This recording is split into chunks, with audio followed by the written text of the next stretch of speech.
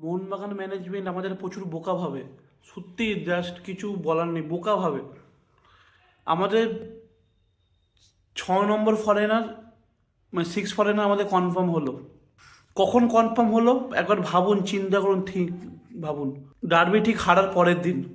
মানে এতদিন 6 ফরেনের কথা মনে পড়েনি, এতদিন খুঁজছিল, একে খুঁজছিল, ওকে খুঁজছিল। আমি জানি না, জানি তো যে আমার জেমি ম্যাকলেনের কী কন্ডিশন রয়েছে, জেমি ম্যাকলেন কেমন টাইপের প্লেয়ার, জেমি ম্যাকলেন কেমন কি করতে পারে। কিন্তু না, আমার জেমি ম্যাকলেনের ওপর ভরসা করেছি। আগের বছর আমি ভরসা করেছি, এবছর আমি ভরসা করেছি, আর ভরসা করে আমাদের ডুবেছি, আমরা ডুবেছি সত্যি। লাস্ট এই ম্যানেজমেন্টের পুরোপুরি গাফিলতি রয়েছে। প্রত্যেক বছর লেটে প্লেয়ার আনা, যখন টুর্নামেন্ট শুরু হয়ে যায়, কোয়ার্টার ফাইনাল অবধি চলে যায়, তখন প্লেয়ার আসবে। তারপর ভালোভাবে পর্যাপ্ত পরিমাণে প্র্যাকটিস করবে না, তারপর সব আনফিট অবস্থায় আসবে, এসে ফিট হবে, হতে হতে হতে হতে একটা হাফ সিজন চলে যাবে। দেখুন ডুরান্ড কাপে আমরা সেমিফাইনালে ফাইনালে এত জঘন্যভাবে ইস্টবেঙ্গলের কাছে হেরেছি। আমরা ড্যামেজ কন্ট্রোল, মানে কোন ম্যানেজমেন্ট, কোনো ম্যানেজমেন্টের বিরুদ্ধে কথা না বলতে পারি, সেই জন্য আমাদের 6 নম্বর ফরেনার অ্যানাউন্স করে দিল। এতদিন খুঁজছিল, এখন হুট করে লি উইরিনকে পেয়ে গেল।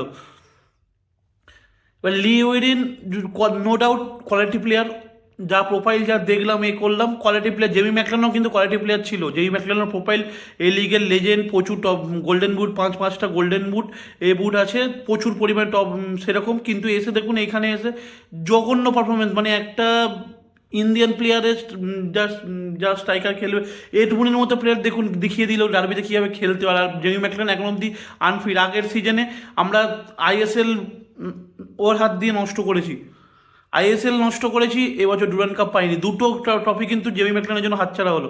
মানে এক ওপেন গোল, যেখানে গোলকিপার পড়ে রয়েছে, জেমি ম্যাকলেন বাইরে মারছে।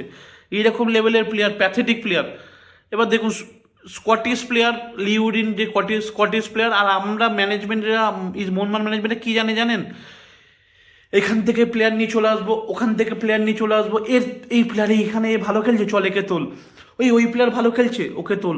এইদিকে এই প্লেয়ার ভালো খেলছে, তুলে নিয়ে চলে আয়। এটা ইস্ট বেঙ্গলেরও সেম কেস। কিন্তু আমি যদি বলি শুধু মোহনবাগান না, ইস্ট বেঙ্গলেরও সেম কেস। ওই প্লেয়ার কে কোনো পয়সা দিয়ে নিয়ে চলে আসছে। চেন্নাই অলমোস্ট সাইন করে দিয়েছিল, চেন্নাইয়ে অলমোস্ট সাইন করেছিল, সেখান থেকে তাদের গ্রাস কিনে নিয়ে মোহনবাগান চলে এসেছে। এই ম্যানেজমেন্ট জানে কিভাবে পয়সা আছে, প্রচুর পয়সা রয়েছে, কীভাবে প্লেয়ার কিনে আনতে হয়। সেই সেম কাজ কিন্তু এই ম্যানেজমেন্ট করে, ঠিক কিন্তু সেটাই করলো।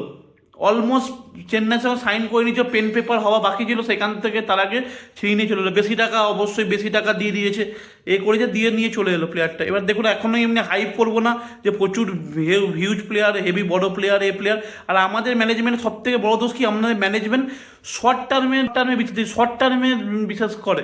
শর্ট টার্মে বড় পয়সা দিয়ে বড় বড় প্লেয়ার নিয়ে চলে আসে। দেখুন আমাদের ওয়ার্ল্ড ফুটবলও হয় সেটা, রিয়েল মাদ্রিদ করে শর্ট টার্ম, মানে বড় বড় প্লেয়ার নিয়ে আসে, কিন্তু তাদের গ্রাসরুট লেভেলের ডেভেলপমেন্ট হয়, তাদের প্রপার একাডেমি থেকে তারা হিউজ পরিমাণ প্লেয়ার উঠে আসে, সেখান থেকে তারা প্লেয়ার বেচে একটা ভালো পরিমাণ রেভিনিউ কেনে। আমাদের কোথায় গ্রাসরুট লেভেল ডেভেলপমেন্ট হচ্ছে, আমাদের কোথায় প্রপার একাডেমি রয়েছে?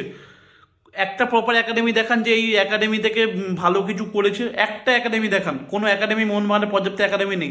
ইস্টবেঙ্গলের তাও রয়েছে, মোহনবাগানে কিন্তু কোনো একাডেমি নেই। দেখুন কন্ডিশন দেখুন, ভাবুন, চিন্তা করুন।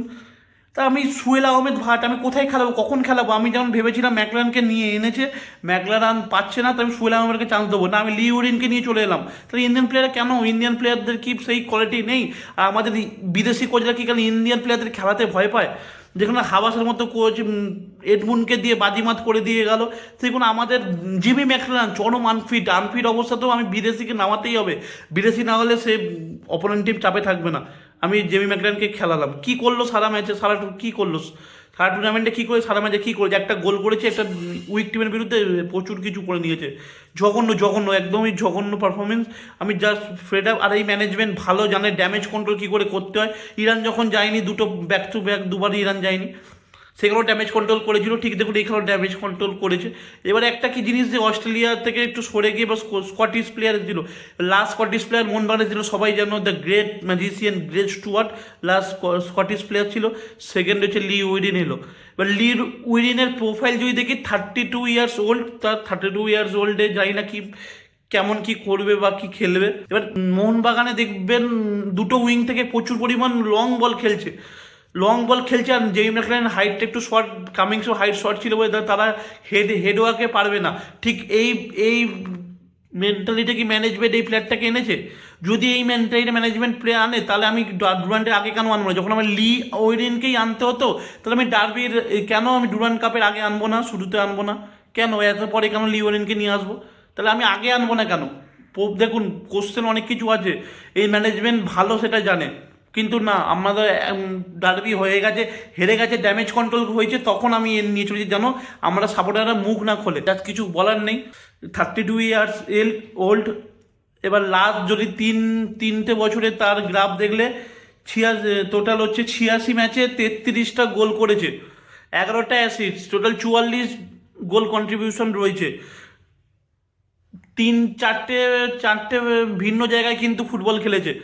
একটা ফিনল্যান্ডে খেলেছে, একটা একটা নর্থ মেসিয়া ডেনিয়া এখানে খেলেছে, একটা জর্ডানের লিগে খেলেছে, অনেক জায়গায়, একবার লেবাননে খেলেছে, 3-4 জায়গায় খেলেছে এই প্লেয়ারটা। লাস্টে যদি লাস্টবারে জর্ডানে ছিল, জর্ডানের টপটা লিগে খেলছিল, সেখানে ছটা গোল করেছে, 3টে অ্যাসিস্ট করেছে। ইউএফএ কনফারেন্স লিগেও তার কিন্তু গোল রয়েছে, ইউএফএ কনফারেন্স কোয়ালিফাইয়েতেও তার কিন্তু গোল রয়েছে। ইউএফএ কনফারেন্স কোয়ালিফাই 4টে গোল করেছে, ইউএফএ চ্যাম্পিয়ন্স লিগেও তার কিন্তু একটা গোল রয়েছে, এএফসি কাপেও কিন্তু গোল করেছে। এবার পোটেন্সিয়াল হিসাবে যদি দেখি, এই প্লেয়ারটার কিন্তু নো ডাউট প্রোফাইল অনেক বেটার, অনেক ভালো, কিন্তু আমি দেখো জেমি ম্যাকলারেনের প্রোফাইল কিন্তু ভালো ছিল, জেমি ম্যাকলারেনের প্রোফাইলও ভালো, কিন্তু জেমি ম্যাকলারেন সেই লেভেলে হাইপ করতে পারেনি। এবার প্লেয়ারটা যতক্ষণ না খেলবে ততক্ষণ আমরা কিন্তু লাফালাফি করবো না, আমি তো হাইপ করবো না। এখন খেলুক, এটা পারফর্ম করুক, কেমন কি আছে, সবাই হেডওয়ার্ক ভালো ভালো দেন, তারপর দেখা যাবে। এই অবধি যদি আমার ভিডিও দেখে নাও, ভিডিওটা লাইক করো, চ্যানেলটা সাবস্ক্রাইব করো, সঙ্গে বেল আইকন ক্লিক করে রাখো নতুন ভিডিও আপডেট পাওয়ার জন্য।